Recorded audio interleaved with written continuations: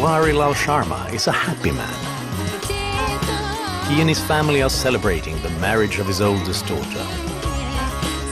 But as a child, Banwari often went to sleep hungry, and as a boy ran away from his home, desperate to find work in the city. Manan Madhusudan Rao was once labelled untouchable, a member of India's lowest caste. Growing up, his family laboured in the fields and worked the most undesirable jobs steeped in disrespect. Today, Madhusudan and his family live in comfort as one of India's newest millionaires. Just a few years ago, Ramabai was considered a thief, a criminal, for farming the land on which he lived. But today, against all odds, he holds title to the land he and his family have inhabited for generations.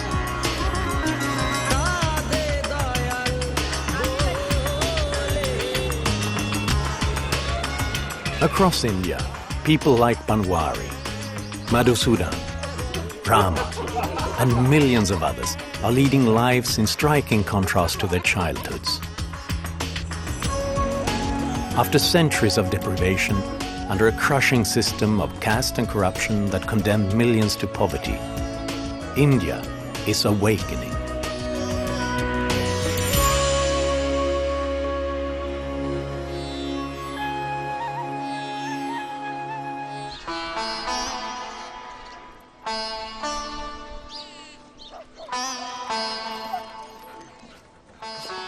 But for most of India's poor, there's another obstacle to overcome. Since ancient times, life in India has been stratified by the caste system, a complex social structure that separates people into distinct groups determined by birth. If you were born into one of the elite, higher castes, you were respected and had many privileges in life. But at the bottom, considered unworthy, were the Dalits, sometimes known as untouchables, because to even touch them was considered unclean. Although comprising nearly a quarter of the population, Dalits were considered to be impure and led segregated lives. They were often banned from temples, schools, and the eating places of the upper caste, living on the outskirts of cities and villages. Dalits lived a difficult life, working the least desirable jobs with little hope for change. Your caste would determine who you could marry, the kind of jobs you could do, the level of respect that you could expect to receive or not receive in life. In a way, the caste system was reinforced during British rule because the most desirable jobs were given to those of a higher caste. According to India's constitution, caste prejudice is illegal. But decades of government programs to assist those in lower castes have done little to lessen its social impact, until now. People come in the city, and if they perform well, they get a job. And that person who's giving them the job, he wants to produce results. And he doesn't care about the caste of the person who he employs. The way to kill caste is a rising, growing, competitive economy. And so amongst the lowest caste, we have now entrepreneurs, billionaires amongst them. One person whose life has been transformed is Manan Madhusudan Rao. In the rural village of Volkaru, Madhusudan was born a Dalit, a member of the lowest caste. My village is in a very backward area. I struggled every day. I was hungry. I was facing so many problems. At that time, it was common. All the people were struggling, and I was also struggling. Madhusudan's father was an indentured labourer.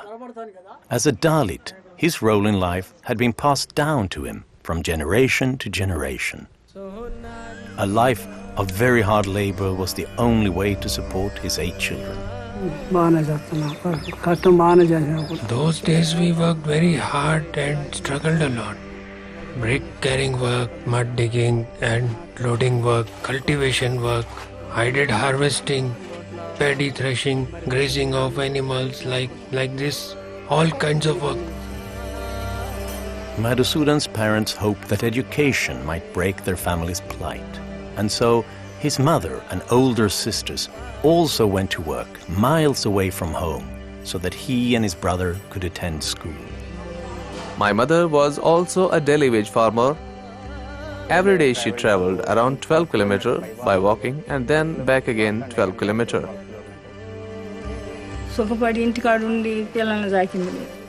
There was no time to take care of the children. There was no enjoyment in life. The whole day was working and working, taking care of children in the evening, getting water from village wells, cooking late at night. Then again getting up early in the morning. This was our daily routine. We told Madhusudan and his brother that we will work hard and you concentrate on your studies.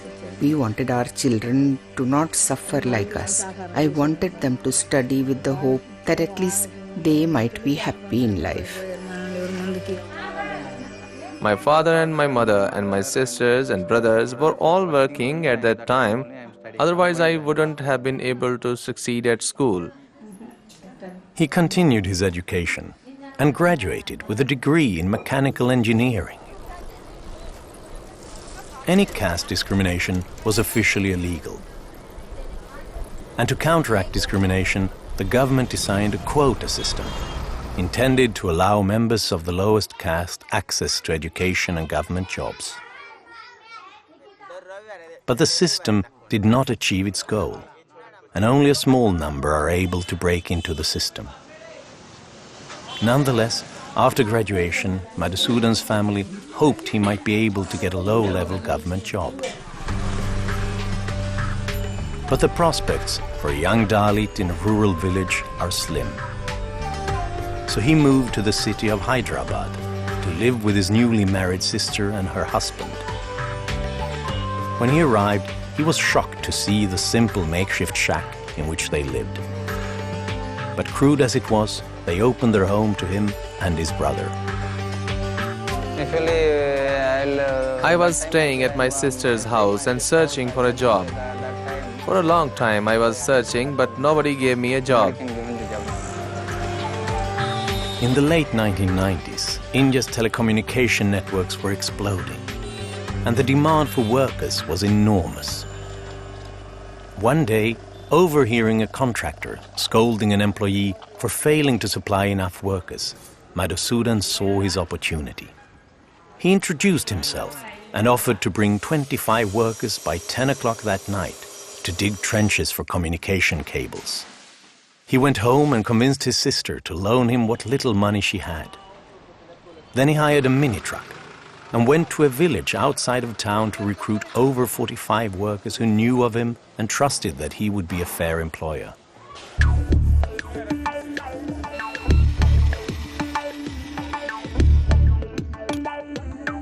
The contractor was delighted.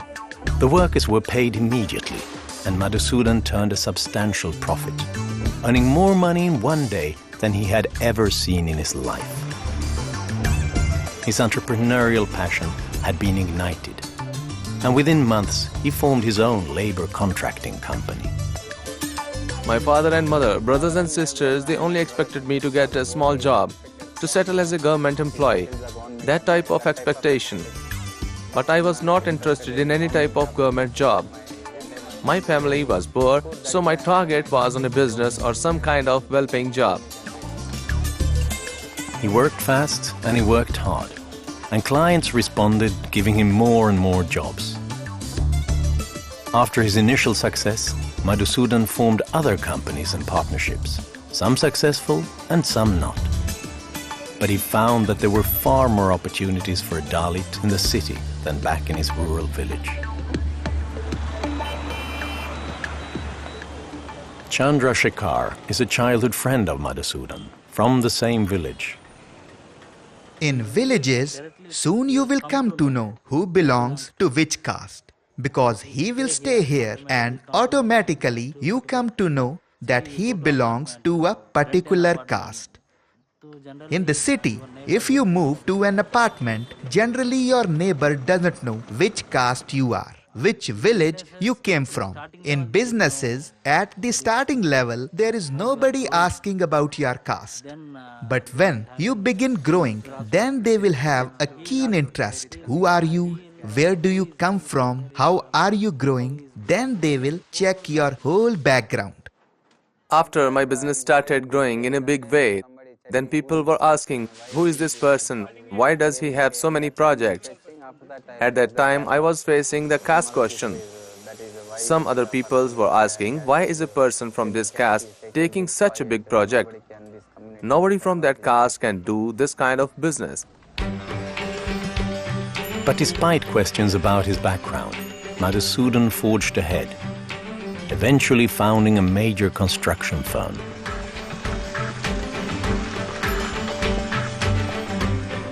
My company's name is MMR Engineers and Contractors.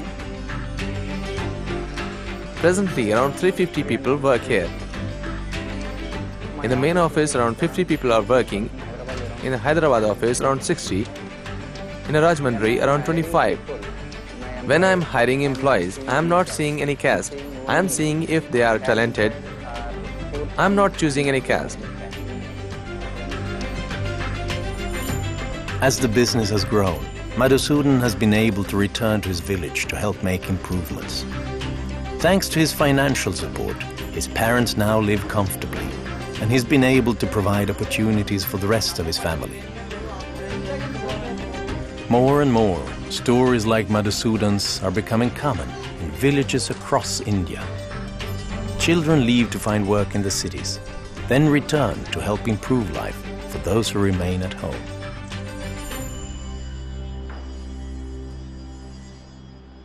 Today, Madhusudan has overcome the economic limitations of his birth. Still, the caste system creates social barriers. In recent years, mansions and luxury apartments have sprung up in the hills of Hyderabad. They are often the homes of politicians, bankers, and other CEOs. And Dalits aren't necessarily welcome.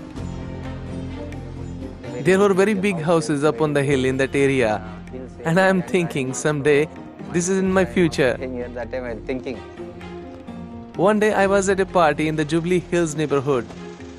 Someone at the party, not knowing I am Dalit, said to me, "This is very rich location. Only upper caste people live here. Good thing there are no Dalits living here." Madhusudan immediately left the party, but not because he was defeated. So I challenged myself and worked hard and finally purchased a house here without taking a loan.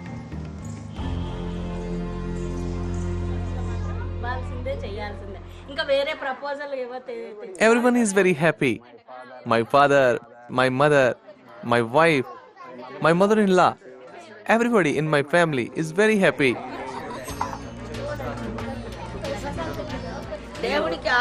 I always thank God from the bottom of my heart. My son-in-law should have God's blessings. If one tree grows big, it becomes a shelter for many plants and creatures and gives shades to many. This is also like that. If one in the family is well off, he or she will be able to help others.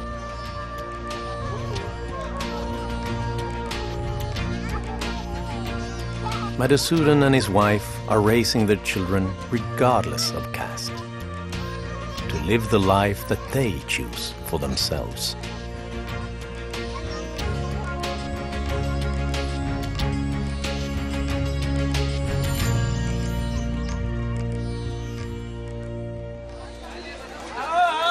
At last, India is prospering. People are gaining control over their lives. Yes, things are far from perfect. We are witnessing a work in progress. There are still public officials who harass merchants for bribes. We still see profound human rights challenges that must be overcome. According to the World Bank, almost 22% of India's population still lives in poverty today. But think about it. 20 years ago, the poverty rate was over 45%. Poverty has been reduced by more than half. Growth does pull up people into gainful employment. We know that now. Growth makes social transformations also possible. That's when people begin to really develop and begin to acquire all the ambition and aspirations. So it's an ongoing experiment to be able to intensify, deepen it, and get more out of it.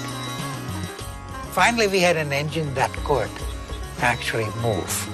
In subsequent decades, hundreds of millions of people left absolute poverty to enter a middle-class lifestyle. So that what we have seen in our lifetimes is the greatest poverty elimination program in the history of the human race. India's progress happened because of the abilities of ordinary people. It didn't happen because of a government plan, outside aid or IMF programs. The potential was there all the time, within India's own borders, in its own people. The moment they were empowered, they began to raise the subcontinent out of poverty through their own initiative and hard work. Who cared about India, right? It was just a forgotten land. Now, alongside the prosperity and the impact on poverty, India is also going to begin to play a major role in the world economy to be taken seriously. The rise of India has been the defining event of my life. Here is a nation that is rising on the basis of the principles of political and economic liberty that liberated the West. And this is happening at a time when the West is agonizing over their own system of capitalism. And so I think that it is reassuring that the principles that gave rise to, that brought so much prosperity and freedom to the West are being affirmed in a country that is in the East, and a very big country at that. And so the rise of India is not only good for the 1.2 billion Indians, it's also good for the world. This is a country the world must watch. With more than a sixth of the world's population, India's found its path to a better future. India, it seems, has awakened.